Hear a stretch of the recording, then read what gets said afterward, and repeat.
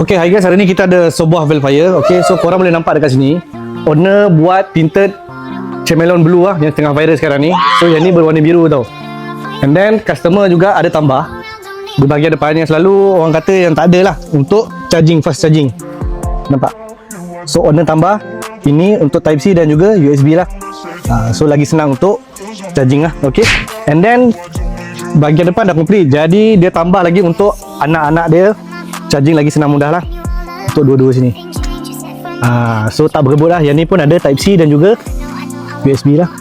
And then yang paling menarik lagi, owner tambah lagi di bahagian belakang sini. Jadi dia orang tak bergaduh untuk nak charging apa-apa lagi. Nampak? Ini ada USB dan juga Type C. Ini pun sama. So kat sini jarang lah orang buat. Tapi owner ni bijak sebab dia terus buat one shot punya. Jadi dia tetap pening. Bahagian depan ada satu, bahagian sini pun ada satu, bahagian belakang ni pun ada satu. Jadi tak berebut lah. Okay. So korang yang nak buat macam ni boleh hadir di Fancy Station 9 Shah Alam. Kita akan buat yang terbaik lah. Tapi korang jangan lupa follow, like and share untuk konten yang seterusnya.